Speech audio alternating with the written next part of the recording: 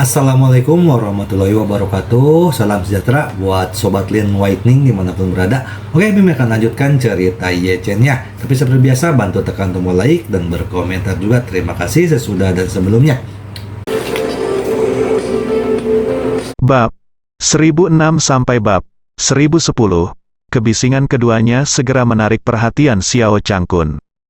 Dia menatap ibunya, tak bisa berkata-kata karena terkejut. Setelah beberapa saat, dia bertanya kepada Ye Chen, menantu yang baik. Apakah itu? Apakah itu ibuku? Aku tidak salah membacanya, kan? Ye Chen sedikit tersenyum. Ayah, kamu membacanya dengan benar. Itu memang patuanya? Xiao Changkun berseru. Dia. Kenapa dia memakai rompi staf? Mungkinkah dia datang ke sini untuk bekerja? Ye Chen mengangguk. Seharusnya terlihat seperti ini. Xiao Changkun berkata dengan heran, ini salah. Bukankah Wu Donghai menyuntikkan modal ke dalam keluarga Xiao? Dia juga membelikan mereka sebuah villa Yipin Tang Chen. Masuk akal bahwa keluarga mereka seharusnya hidup bahagia sekarang. Xiao Changkun tidak tahu apa yang terjadi dalam 2 hari terakhir. Dia bahkan tidak tahu bahwa Malan diculik oleh kakak laki-laki dan keponakannya sendiri. Apalagi Wu Donghai telah menyerahkan sebagian besar aset keluarga dan menjadi anjing di bawah Hongwu. Jadi, tentu saja, saya tidak tahu situasi keluarga Nyonya Xiao yang semakin memburuk dalam 2 hari terakhir. Ye Chen berkata saat ini, saya mendengar bahwa Wu Donghai telah menarik investasinya. Dapat diandalkan, jika Anda mengatakan menarik investasi, lalu menarik investasinya, investasi. Saya percaya bahwa dengan asetnya, dia tidak peduli dengan sedikit uang yang diinvestasikan di grup Xiao, kan? Ye Chen mengangkat bahu dan tersenyum, kami tidak akan melakukan itu, mengerti? Zhang Guifan menyodok pergelangan kaki wanita tua itu dengan kain pel lagi, dan berkata dengan jijik, kamu wanita tua yang malang, menyingkirlah, dan kamu akan selalu menghalangi saya untuk mengepel lantai. Tuan Xiao sang istri tersedak. Dan berkata, Guifan, pekerjaan yang diberikan kepada saya oleh pengawas supermarket adalah membantu pelanggan menarik kantong plastik di sini. Jika saya tidak melakukannya dengan baik, saya akan dipecat. Saya mohon, jangan mempersulit saya, oke? Zhang Guifan mendengus dingin dan berkata, aku awalnya sangat menghormatimu, tetapi kamu harus tahu apa yang telah kamu lakukan sendiri. Setelah selesai berbicara, dia menyingkirkan pel, dan ketika dia melewati Nyonya Tua Xiao, dia sengaja menabraknya, menjatuhkan Nyonya Tua Xiao ke rak di sebelahnya, menyebabkan dia menyeringai kesakitan. Namun, setelah Zhang Guifan menabraknya, dia berhenti mengganggunya dan pergi ke tempat lain dengan kain pel untuk mengepel lantai. Wanita tua Xiao berdiri di tempatnya, semakin dia memikirkannya, semakin dia merasa bersalah. Dia berpikir dengan sedih dan marah di dalam hatinya, saya telah dimanjakan oleh keluarga Xiao selama bertahun-tahun, kapan saya menderita intimidasi seperti itu? Ini benar-benar tidak masuk akal, lakukan pekerjaan sementara yang tidak bermartabat ini. Rumah Xiao selama ini, tapi aku sendiri belum mencuci 1 cangkir teh pun, sekarang. Aku harus merobek kantong plastik untuk berbagai pelanggan di supermarket untuk menghemat uang mereka.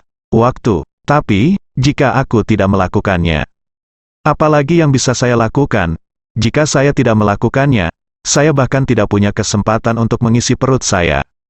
Saya bekerja sebagai pekerja sementara di sini, dan saya akan membayar Anda kembali di setidaknya 1 hari, 100 yuan, dan aku bisa makan di siang hari. Jika aku tidak melakukannya, baik Qian Hongyan maupun Zhang Guifan tidak bisa memberiku makan. Bukankah sudah waktunya untuk mati kelaparan? Memikirkan hal ini, wanita tua Xiao merasa sangat bersalah, dan berdiri di rak sendirian, terisak. Melihat ini, Xiao Changkun kurang lebih tidak tahan, dan berkata kepada Ye Chen, Ye Chen, menurutku nenekmu sangat menyedihkan, dia pasti tidak akan datang ke tempat seperti ini untuk bekerja kecuali benar-benar diperlukan. Ye Chen bertanya kepadanya, ayah, apakah kamu punya rencana? Ye Chen tidak tahu seperti apa suasana hati Xiao Changkun saat ini, tetapi melihatnya agak tak tertahankan, dia berpikir bahwa dia mungkin ingin memperlakukan yang lama wanita berikan uluran tangan. Pada saat ini, Xiao Changkun menghela nafas dan berkata, "Melihat ibu saya sendiri menjalani kehidupan seperti itu dan melakukan pekerjaan seperti itu dengan mata saya sendiri, sebagai seorang putra, saya pasti sangat sedih, dan tidak baik untuk berdiri dan menonton, berbicara tentang ini." Xiao Changkun tiba-tiba mengubah topik pembicaraan, menutup matanya, dan berkata, "Tapi, aku tidak melihat apa-apa, itu semua halusinasi tadi." Setelah selesai berbicara, dia dengan cepat berbalik dan berkata kepada Ye Chen, "Menantu yang baik, ayo beli ikan, udang, daging, dan telur dulu, untuk sayuran, ayo beli di supermarket lain, bagaimana menurutmu?" Ye Chen tidak tahu apa maksudnya, dan langsung tersenyum dan berkata, "Ya, ayah, saya memiliki pendapat yang sama dengan Anda. Makanan di supermarket ini memang tidak terlalu segar. Mari kita pergi ke pasar sayur untuk membelinya nanti. Pertama pergi dan lihat apakah ada Boston yang lebih besar, lobster, dan jika ada, belilah beberapa untuk dibawa pulang." Xiao Changkun tersenyum dan menunjuk. Ye Chen menghela nafas, "Kamu masih mengerti aku, ayo pergi dan beli lobster." Meskipun Xiao Changkun merasa agak bersimpati dengan apa yang terjadi padanya ibu di hatinya, namun, dia bukan orang bodoh. Dia telah melihat wajah wanita tua itu selama bertahun-tahun. Saat itu, ketika dia berani keluar bersama keluarganya, itu benar-benar tidak baik sama sekali, dan dia tidak memikirkan hubungan darah sama sekali. Saat berselingkuh dengan putrinya, Xiao Churan, dia juga sangat kejam. Belakangan, keluarga Xiao gagal untuk bisa tinggal di villa Tangchen Yipin miliknya sendiri. Dia juga merencanakan dan melakukan banyak hal menjijikkan. Xiao Changkun sudah lama bosan melihat wajah-wajah ini. Oleh karena itu, ia juga berharap kenyataan dapat memberi pelajaran yang mendalam kepada Ni Xiao. Sebelum wanita tua Xiao bertobat sepenuhnya, dia tidak bermaksud untuk memberikan bantuan kepada wanita tua Xiao. Weng dan menantu laki-lakinya membeli banyak barang, tetapi mereka tidak kembali ke area sayur untuk membeli. Setelah memuat gerobak berisi berbagai bahan, mereka mendorong gerobak ke kasir untuk membayar. Di area kasir saat ini terlihat antrian panjang di depan setiap kasir.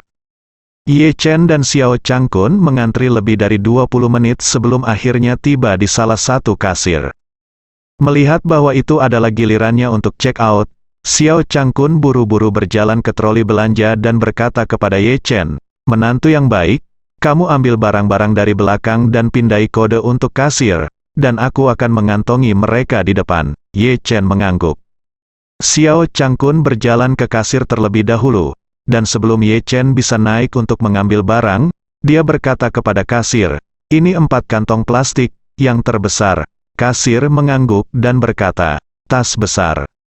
Masing-masing 50 sen." Saat dia berbicara, dia menundukkan kepalanya dan mengeluarkan 4 kantong plastik besar dari laci samping dan menyerahkannya kepada Xiao Changkun. Xiao Changkun mengambil kantong plastik, mendongak tanpa sadar, dan langsung berseru, "Oh, ipar, kenapa kamu di sini?" Dia tidak pernah bermimpi bahwa dia akan bertemu dengan Xiao Changkun ketika dia dipaksa bekerja sebagai pekerja sementara dan kasir. Lihatlah pemuda di sisi lain yang mengeluarkan barang itu dari keranjang belanja. Bukankah dia menantu keluarga Xiao yang tidak berguna, Ye Chen? Ketika Qian Hongyan melihat Ye Chen mengeluarkan kantong plastik tebal berisi beberapa lobster berkualitas tinggi, dia langsung berpikir, "Aku lapar sepanjang hari dan malam, dan aku berdiri di sini sepanjang pagi lapar." Mereka belum menunggu makan siang di supermarket, tapi mereka beruntung. Mereka membeli sekantong besar penuh dengan lobster sebesar itu. Kedua keluarga yang juga tinggal di Thomson Yipin. Kok perbedaan standar hidup begitu besar? Ye Chen juga melihat Qian Hongyan saat ini. Melihat Qian Hongyan mengenakan rompi hijau supermarket, Ye Chen tiba-tiba merasa sedikit lucu. Apa yang dia pikirkan adalah ketika Qian Hongyan bekerja keras di tambang batu bara hitam. Saya tidak tahu apakah Black Coal Kill memberikan pakaian kerja Qian Hongyan saat itu. Aku bahkan tidak tahu seperti apa rupa Qian Hongyan dalam balutan overall tambang batu bara hitam. Qian Hongyan merasa sangat tidak nyaman saat ini. Dia benar-benar membenci Ye Chen. Ketika dia menipu Malan saat itu, Ye Chen lah yang bergegas dan merusak perbuatan baiknya. Itu tidak dihitung, yang terburuk adalah Ye Chen menyumbangkan semua uangnya untuk amal, dan kemudian mengirimnya ke tambang batu bara hitam. Memikirkan waktu di tambang batu bara hitam, Qian Hongyan merasa sangat tidak nyaman sehingga dia ingin mati, dan dia tidak bisa menahan diri untuk berteriak dengan marah di dalam hatinya, Ye Chen sialan ini. Dialah yang mengirimku ke tambang batu bara hitam, dan menghabiskan begitu banyak hari di tambang batu bara hitam. Saya membayar begitu banyak, tetapi yang saya dapatkan adalah semua penyakit kelamin dan seorang anak. Jika bukan karena dia, bagaimana saya bisa berada dalam situasi yang menyedihkan hari ini? Semakin dia memikirkannya, semakin dia menggertakkan giginya. Pada Ye Chen, jadi, melihat Ye Chen datang untuk membeli barang, dia langsung berkata dengan wajah dingin, "Tolong ganti mesin kasir, layanan saya ditangguhkan di sini." Ye Chen tidak marah, dan berkata sambil tersenyum, "Bibi, bukankah Anda jelas-jelas menindas orang yang jujur?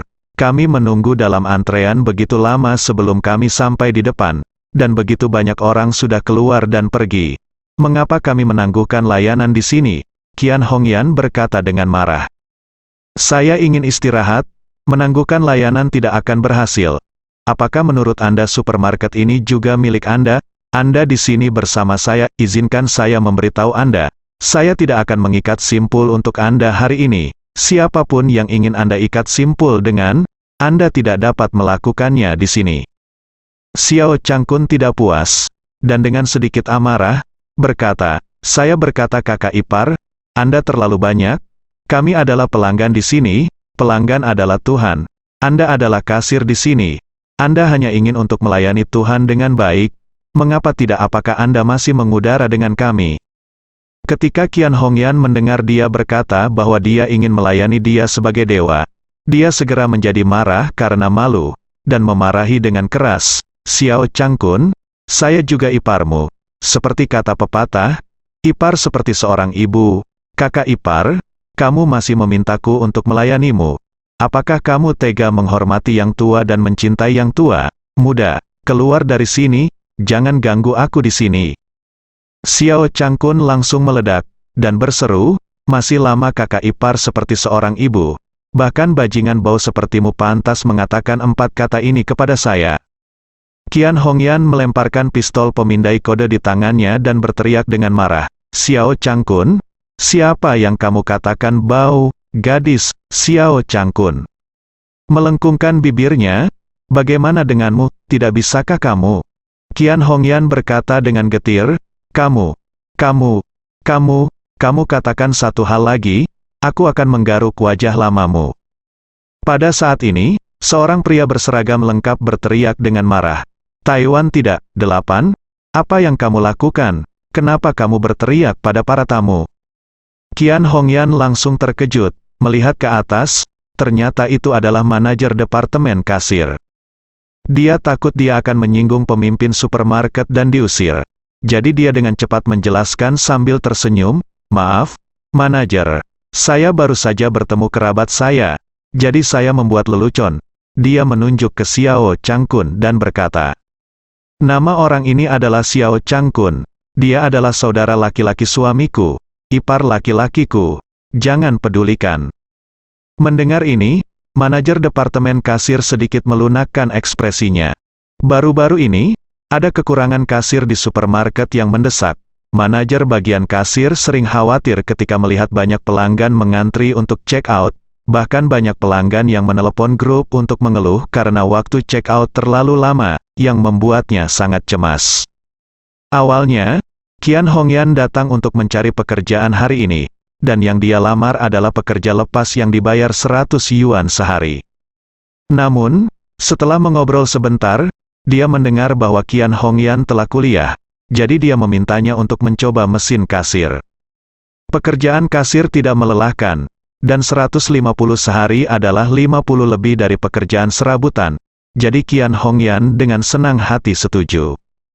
Jika tidak ada masalah, manajer secara alami bersedia membiarkan Qian Hongyan terus bekerja.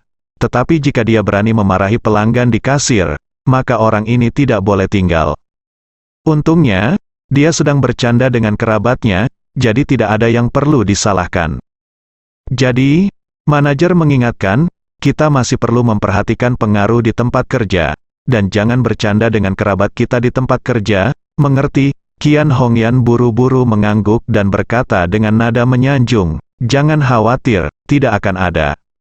Lain kali, manajer itu bersenandung, berbalik dan hendak pergi.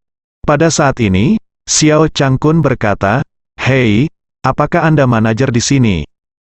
Manajer itu berbalik lagi, ya, saya, Xiao Changkun berkata dengan dingin, saya ingin mengeluh kepada Anda. Manajer itu bertanya dengan heran, kamu mengeluh tentang saya, mengapa?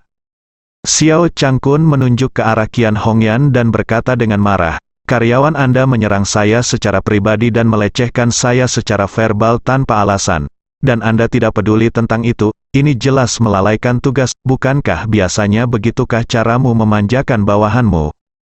Manajer itu tampak bingung. Bukankah kalian berdua bersaudara? Xiao Changkun memarahi, bah, siapa kerabatnya? Manajer itu bahkan lebih bingung. Menunjuk kepada Qian Hongyan, dia berkata ya. Xiao Changkun berkata dengan nada menghina, kamu percaya apa yang dia katakan?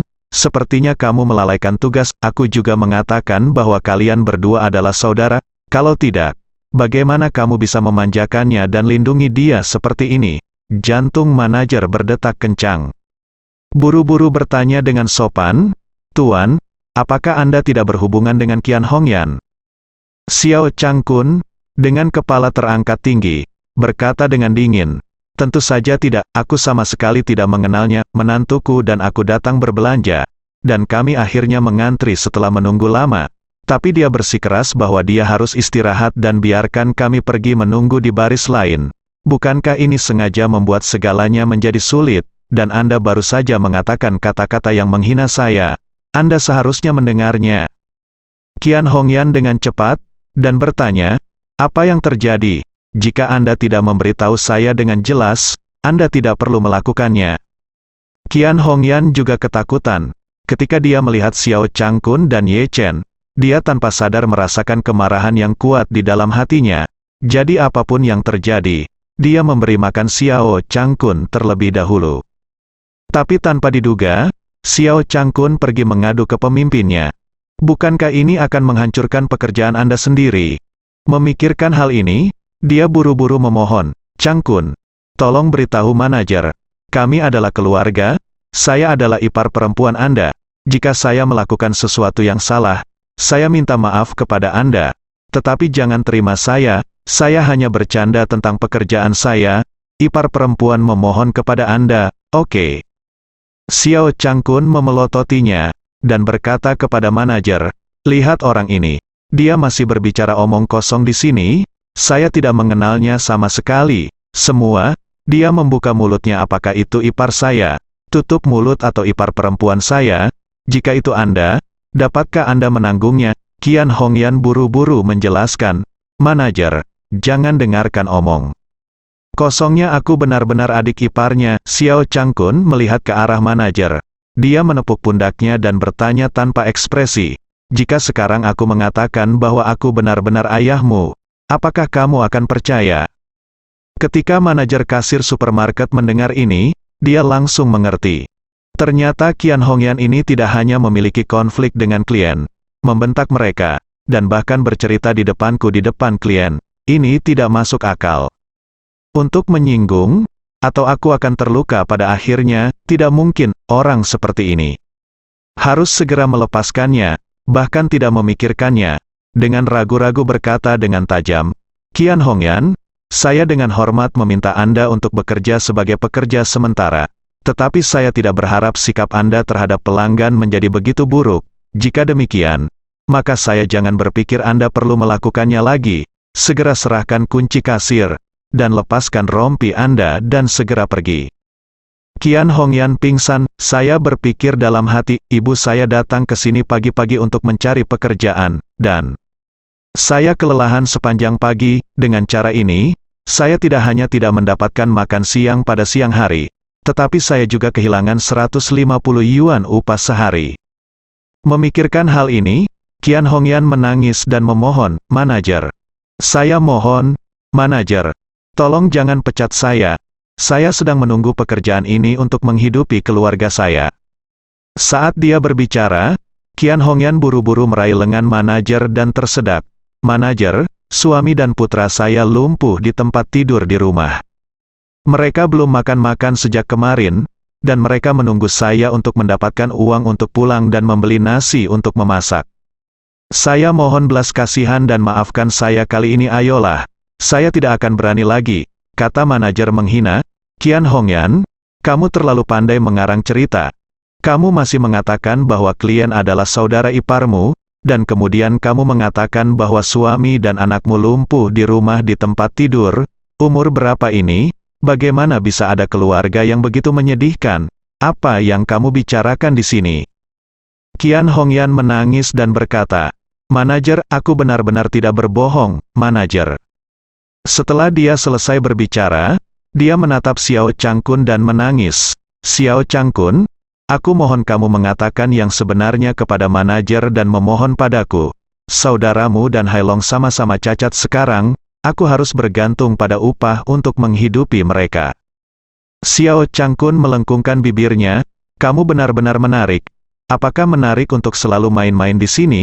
Baru saja aku berkata tidak, alasan saya adalah saudara ipar Anda, dan sekarang Anda telah mengatur saudara laki-laki untuk saya. Bukankah ini sudah berakhir?" Manajer itu menegur dengan marah dari samping, "Qian Hongyan, jika kamu tidak keluar, saya akan biarkan keamanan mengusirmu."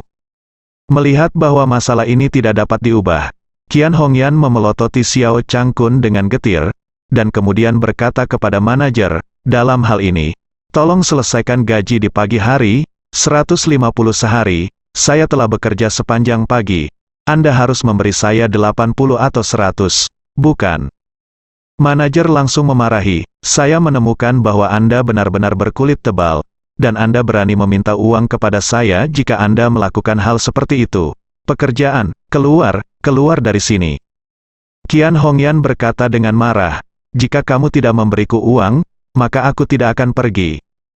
Setelah itu, dia mematikan daya komputer di meja kasir, dan lalu berdiri di sana dengan bahu di lengannya. "Jika kamu tidak memberiku uang, aku tidak akan pergi kemana-mana, dan aku akan membelanjakannya bersamamu sampai akhir." Saat ini, manajer langsung menyapa beberapa satpam, dan berseru, "Lepaskan rompi dari pria ini dan usir dia." Dia menyeretnya keluar dengan penuh semangat. Qian Hongyan menangis dan berteriak, "Mengapa kamu menyeretku keluar? Kenapa kamu tidak membayarku?" Namun, tidak peduli seberapa keras dia berteriak, tidak ada yang mengasihani dia, apalagi bersimpati padanya. Melihat Qian Hongyan diseret keluar dari supermarket, manajer berkata kepada Ye Chen dan Xiao Changkun dengan ekspresi bersalah, "Kalian berdua, tapi saya benar-benar minta maaf tentang masalah ini, itu adalah pekerjaan saya yang tidak pantas. Saya minta maaf kepada kalian berdua." Xiao Changkun mengangguk, dan berkata, "Kesalahan utama dari masalah ini bukan milikmu, tetapi kamu juga bertanggung jawab untuk itu, yang disebut pekerjaan yang tidak pantas." Setelah itu, Xiao Changkun menghela nafas dan berkata dengan emosi, "Ya, dalam analisis terakhir, itu. Visimu tidak bagus." Manajer itu mengangguk dengan malu. "Kamu benar untuk mengkritik, aku pasti akan banyak berkembang di masa depan." Xiao Changkun mengulurkan tangannya dan menepuk pundaknya, dan berkata dengan nada dari seorang senior yang mengingatkan seorang junior, "Cobalah sendiri lebih banyak." "Iya, ya, ya." Manajer terus mengangguk, dan kemudian dengan tergesa-gesa menyapa seorang kasir yang baru saja kembali dari makan untuk berganti shift, dan berkata, "Zhang Xiaoli, cepat dan selesaikan tagihan untuk kedua tamu ini. Ini telah menunda mereka untuk waktu yang lama." Kasir bergegas, menyalakan komputer, dan membantu Ye Chen dan Xiao Changkun membayar tagihan. Weng dan menantu laki-lakinya meninggalkan supermarket dan langsung pergi ke pasar grosir sayuran yang relatif besar di Jinling, sedangkan untuk Nyonya Xiao dan Qian Hongyan, tidak satu pun dari mereka yang menganggapnya serius. Setelah Qian Hongyan diusir dari supermarket, dia tidak makan setetes nasi selama belasan jam, Dia sangat lapar sehingga dia merasa pusing, dengan dada menempel di punggungnya, dan dia hampir diambang pingsan. Dia benar-benar tidak memiliki kekuatan untuk mencari pekerjaan sementara lainnya, jadi dia hanya bisa berjalan pulang. Begitu dia kembali ke Villa Thomson Yipin, Qian Hongyan duduk di sofa, dan dia bahkan tidak memiliki kekuatan untuk mengangkat kelopak matanya. Xiao Weiwei, yang telah merawat ayah dan anak Xiao Changqian dan Xiao Hailong di rumah, mendengar gerakan di lantai bawah dan bergegas untuk memeriksa. Melihat Qian Hongyan setengah berbaring di sofa, dia bertanya dengan heran, "Bu, apakah kamu tidak pergi keluar untuk mencari pekerjaan? Mengapa kamu kembali? Apakah itu?" Qian Hongyan berkata dengan kutukan, "Jangan sebutkan, sialan, aku sangat marah." Xiao Weiwei buru-buru bertanya, "Bu, apa yang terjadi?" Berkata, "Saya pergi dengan nenek Anda untuk mencari pekerjaan, dan menemukan bahwa supermarket saat ini sedang merekrut banyak pekerja sementara, dan upahnya masih dapat diselesaikan setiap hari. Jadi kami masuk dan berkonsultasi nenekmu semakin tua, dan mereka membiarkannya pergi ke bagian sayur untuk menghususkan diri tarik kantong plastik untuk pelanggan. Biarkan aku bekerja sebagai kasir." Tapi, pada titik ini, Qian Hongyan menangis terseduh-seduh. "Siapa tahu, saya bertemu Xiao Changkun dan Ye Chen, dan mereka berdua sangat bahagia. Seorang bajingan yang dibayar $1.000, dia menghancurkan pekerjaan saya." Ketika Xiao Weiwei mendengar ini, dia segera menggertakkan giginya dengan marah. Mereka telah pergi terlalu jauh, bagaimana mereka bisa begitu menggertak? Setelah itu, dia buru-buru bertanya lagi, "Bu, apakah kamu mau datang dengan gaji setengah hari? Jika kamu ingin datang, kamu bisa memberiku beberapa dulu, dan aku akan membeli beberapa roti kukus. Lalu saya akan pergi ke restoran kecil untuk menggoreng 2 piring dan membawanya kembali." Pada titik ini, mata Xiao Weiwei memerah, dan dia terisak. Ayah dan saudara laki-laki sangat lapar sehingga mereka menangis beberapa kali di tempat tidur, sangat menyedihkan. Qian Hongyan mendengar di sini, dia menangis, memukuli dadanya dan berkata, "Ini semua karena Xiao Changkun, bajingan itu. Aku diusir oleh manajer, dan saya bekerja sepanjang pagi tanpa membayar saya sepeser pun." Qian Hongyan tiba-tiba merasa bahwa menjalani kehidupan hantu sekarang tidak sebaik tinggal di tambang batu bara hitam dulu. Saat dia menangis, mengingat hidupnya di tambang batu bara hitam, dia hanya bisa menghela nafas. Meskipun lingkungan di tambang batu bara hitam memang agak buruk, setidaknya setelah saya bekerja dengan penyelia itu, saya bisa makan yang cukup setiap hari. Tidak hanya kamu tidak perlu lapar, tetapi kamu tidak harus bekerja terlalu banyak setiap hari. Dan kamu juga bisa berteriak dan minum di depan keluarga Helian. Keren banget kalau dipikir-pikir, dan pengawas itu, meskipun dia agak jelek dan kotor, tapi kemampuannya dalam aspek itu memang sangat kuat. Pada tingkat tertentu, itu juga membuatnya mengalami perasaan yang belum pernah terjadi sebelumnya. Memikirkan hal ini, Qian Hongyan dengan desahan panjang, dia menangis dan berkata kepada Xiao Weiwei yang berada di sampingnya, "Weiwei, menurutmu kehidupan seperti apa yang dijalani keluarga kita sepanjang hari? Entah ini atau itu. Sebuah perusahaan juga bangkrut, dan sekarang mereka tinggal di villa orang lain tanpa gagap. Di hari seperti itu, kapan mereka akan menjadi besar?" Xiao Weiwei tidak bisa menahan tangis, dan tersedak, "Bu, aku juga tidak bisa mengetahuinya. Keluarga kami dulu hidup dengan sangat baik. Semuanya baik-baik saja, dan saya memiliki hubungan yang sangat baik dengan saudara Yunfei. Kami akan menikah, tetapi tiba-tiba kami menjadi semakin buruk dari hari ke hari." Qian Hongyan menghela nafas dan berkata, "Saya harus pergi ke kuil untuk beribadah di lain hari. Jika ini terus berlanjut, saya akan kehilangan nyawa saya." Xiao Weiwei berkata, "Bu, sekarang saya sedang memikirkannya dengan hati-hati. Nasib buruk keluarga kami tampaknya telah dimulai setelah ulang tahun nenek sebelumnya." "Hah?" Qian Hongyan bertanya dengan heran, "Ulang tahun yang mana?" "Perjamuan ulang tahun terakhir, saudara Yunfei memberi nenek sebuah Buddha giok Hetian, dan Zhang Wenhao, yang mengejar Xiao Churan, bahkan mengirim seseorang untuk memberi nenek sebuah kartu Buddha Zamrud." Qian Hongyan mengangguk, saya ingat jimat zamrud Zhang Wenhao bernilai banyak uang. Dikatakan bernilai 3 hingga 4 juta. Berbicara tentang ini, Qian Hongyan menghela nafas dengan menyesal. Sayang sekali, jimat zamrud itu, bersama dengan perhiasan antik nenekmu yang lain, disita oleh Bang.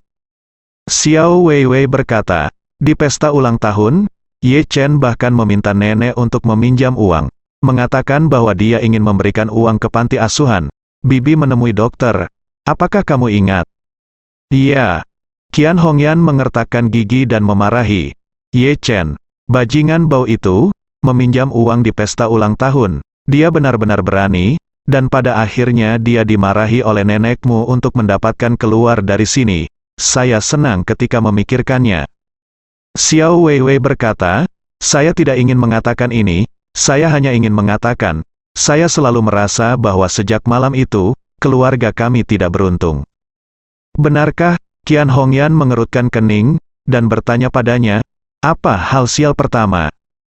Xiao Weiwei buru-buru berkata, hal pertama adalah sehari setelah pesta ulang tahun, aku pergi ke Dihao Group bersama Brother Yunfei. Saya ingin mengirim undangan ke Wang Dongsui, wakil ketua M Grand Group, dan saya juga ingin membangun hubungan dengannya.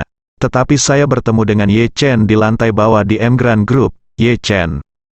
Apa? Xiao Weiwei berkata. Ye Chen berkata pada saat itu bahwa dia akan melamar pekerjaan di grup M Grand, dan kemudian saudara Yunfei dan aku mengejeknya, dan kemudian sesuatu yang aneh terjadi. Apa? Hal yang aneh? Xiao Weiwei berkata, saudara Yunfei dan saya pergi ke atas untuk menemui Wang Dongsui. Tetapi Wang Dongsui tidak melihat kami, dan seseorang memberitahu saya bahwa M Grand Group tidak bekerja sama dengan sampah berkualitas rendah seperti kami. Dan kemudian saudara Yunfei dia juga dipukuli oleh penjaga keamanan grup M Grand. Xiao Weiwei berkata, kemudian, grup M Grand memutuskan kerjasama dengan saudara Yunfei dan keluarganya, dan ayah dan paman saudara Yunfei sangat marah.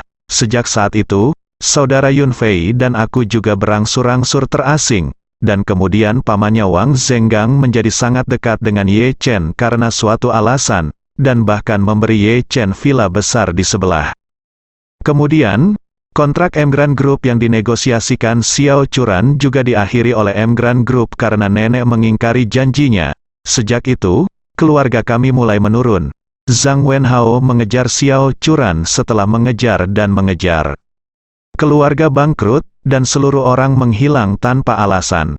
Gao Junwei dari keluarga Gao juga mengejar Xiao Churan, tetapi menghilang bersama ayahnya Gao Jianjun. Saya menawarkan hadiah besar untuk menemukan keberadaan mereka. Xiao Yiqian datang ke rumah kami untuk menghidupi keluarga kami, tapi dia juga dipukuli oleh Ye Chen. Dia tidak hanya kehilangan kemampuan untuk menjadi laki-laki, tapi dia juga menjadi depresi, kembali ke Yanjing. Xiao Yiqian kemudian memberikan saya kepada Wei Changming, dan Wei Changming juga memandang rendah Ye Chen. Akibatnya, Wei Changming dan ayahnya juga menghilang. Sekarang bisnisnya diwarisi oleh anak haramnya, dan saya juga mendengar bahwa mereka sekarang sedang menggali ginseng di kaki Gunung Changbai. Saya tidak tahu apakah itu benar atau tidak. Qian Hongyan sangat lapar sehingga dadanya menempel di punggungnya. Ketika dia mendengar ini, dia tiba-tiba duduk dan menamparnya di meja kopi. Dia meraung dengan marah. Ye Chen yang menyebalkan itu, dialah yang mengirimku ke tambang batubara hitam, persetan. Menurut pendapatku, dia adalah dalang di balik semua ini. Xiao Weiwei buru-buru bertanya padanya, Bu. Apakah menurut Anda Ye Chen ini menyembunyikan kekuatan? Bagaimana dia bisa memiliki pengaruh sebesar itu? Tidak ada lawannya. Kekuatan? Qian Hongyan mengerutkan bibirnya dan berkata dengan nada menghina. Anak yatim piatu itu? Kekuatan apa yang dia miliki? Dia tidak pantas menyebutkan kata kekuatan. Xiao Weiwei bertanya balik. Lalu bagaimana dia bisa membuat begitu banyak orang hebat menghormatinya? Ini membuktikan bahwa dia pasti masih memiliki beberapa kemampuan yang belum kita ketahui. Qian Hongyan mengertakkan gigi dan berkata, kemampuannya adalah menipu orang. Xiao Weiwei menggelengkan kepalanya dan berkata, saya pikir dia pasti masih memiliki keterampilan yang nyata, jika tidak begitu banyak tokoh besar yang tidak dapat ditipu olehnya. Xiao Weiwei berkata dengan serius. Mungkin saja dia benar-benar tahu sesuatu tentang Feng Shui. Mungkin dia menggunakan Feng Shui untuk menipu kita secara diam-diam, sehingga keluarga kita akan semakin sial, Qian. Hongyan tiba-tiba melebarkan matanya, dan berkata, ketika kamu mengatakan itu, sepertinya ada benarnya, dia pasti telah menciptakan Feng Shui semacam itu untuk kita, membuat kita semakin sial, dan dia semakin kuat. Xiao Weiwei mengangguk dengan cepat, dan berkata, saya pikir itu mungkin masalahnya. Kalau tidak, bagaimana dia bisa tiba-tiba menjadi begitu kuat? Menantu yang tergantung di pintu. Bu, kita harus memikirkan cara. Qian Hongyan berkata dengan wajah sedih. Apa yang bisa saya lakukan? Kami bahkan tidak bisa makan sekarang. Jika kami ingin melawan Ye Chen dan keluarganya, kami membutuhkan setidaknya seorang pendukung. Xiao Weiwei buru-buru berkata, saya tidak berbicara tentang berkelahi dengan Ye Chen. Bu, kami belum pernah melawannya sebelumnya, dan sekarang bahkan lebih tidak mungkin. Setelah berbicara, Xiao Weiwei berkata dengan sungguh-sungguh, Bu Xiao. Curan masih sepupu saya, tidak peduli apa Ye Chen, dia masih sepupu ipar saya, kita mungkin juga menunjukkan kebaikan kita kepadanya, dan kemudian meminta mereka untuk membantu kita. Jika tidak berhasil, saya akan jadilah Ye Chen. Little Saner juga bisa melakukannya. Ketika Qian Hongyan mendengar Xiao Weiwei berkata bahwa dia bersedia menjadi kekasih Ye Chen, dia langsung menjadi cemas. Dia berseru, Weiwei, apakah kamu gila? Tidak baik bagimu untuk menjadi simpanan seseorang. Jika kamu harus menjadi simpanan sutra gantung semacam itu, bagaimana dia bisa layak untukmu? Xiao Weiwei menghela nafas dan berkata dengan lemah. Bu, sekarang aku benar-benar berpikir bahwa Ye Chen sebenarnya cukup baik, tampan, bertanggung jawab, dan karakter yang baik, jauh lebih baik daripada Wang Yunfei. Bicarakan. Qian Hongyan memelototinya, dan berseru, sutra gantung Ye Chen yang bau tidak layak untuk membawa sepatumu. Xiao Weiwei berkata dengan senyum masam, sudah hampir setahun. Ada apa denganku? Apakah aku masih tidak tahu? Aku jatuh langsung dari burung phoenix yang membumbung tinggi di langit sampai sekarang aku bahkan tidak sebagus ayam yang dipelihara di desa. Saat dia mengatakan itu, Xiao Weiwei terisak tak terkendali. Bu. Lihat reputasi saya benar-benar hancur sekarang, bagaimana mungkin ada pria yang mau melihat saya lagi?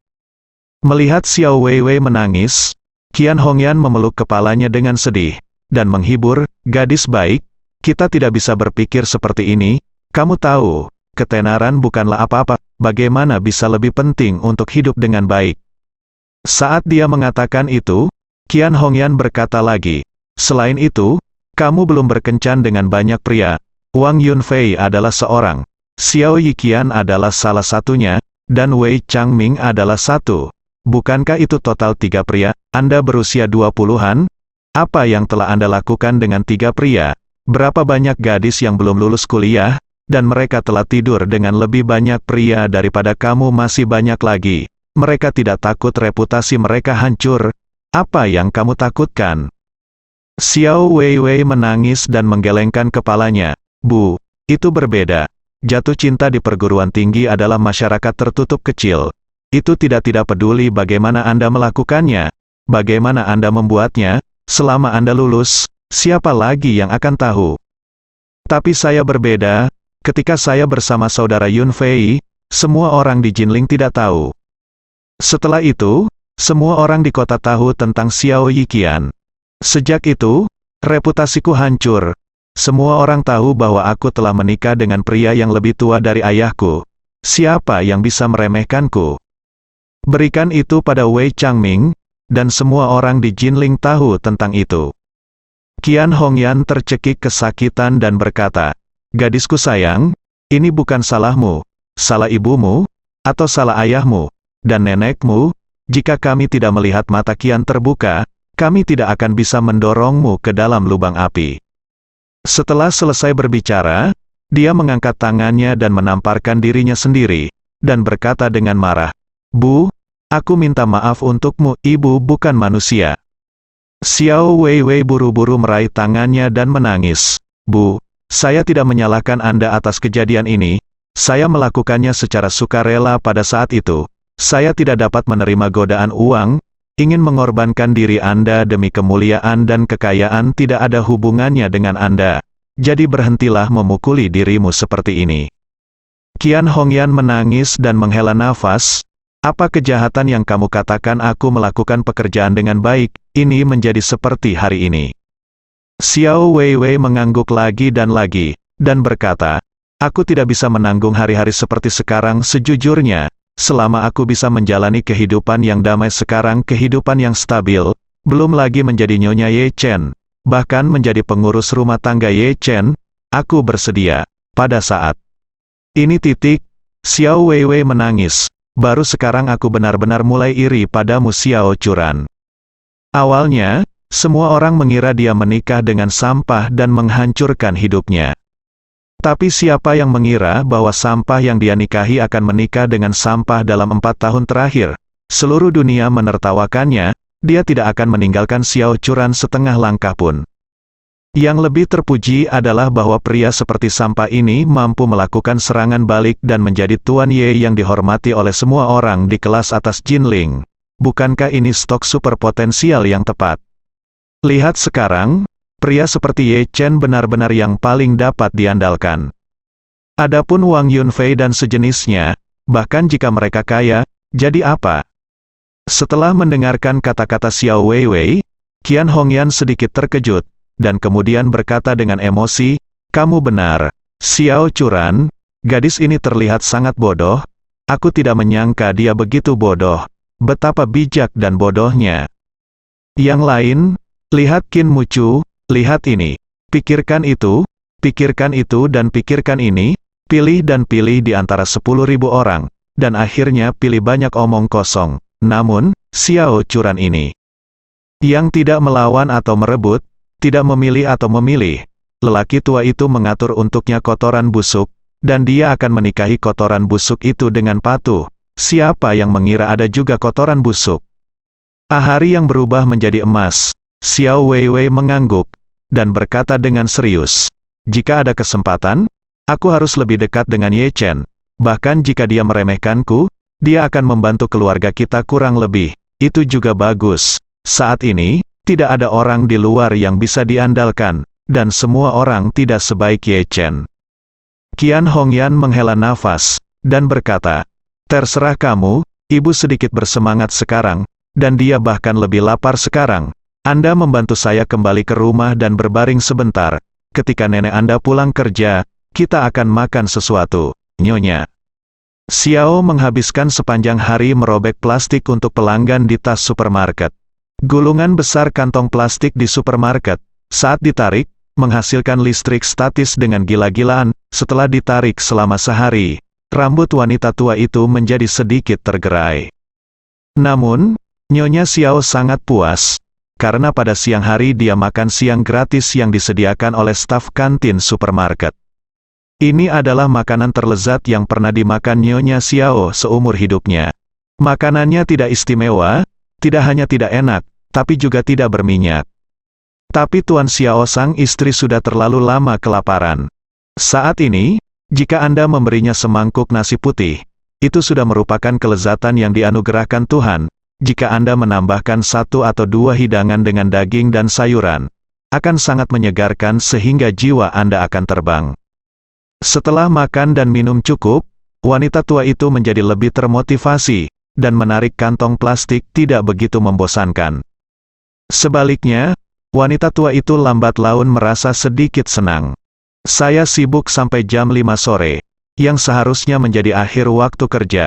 Mandor datang dan memberinya 100 yuan, dan berkata kepadanya, wanita tua, kamu melakukan pekerjaan dengan baik hari ini, maukah kamu datang besok? Besok adalah malam tahun baru. 30, tengah hari adalah waktu di mana orang paling langka.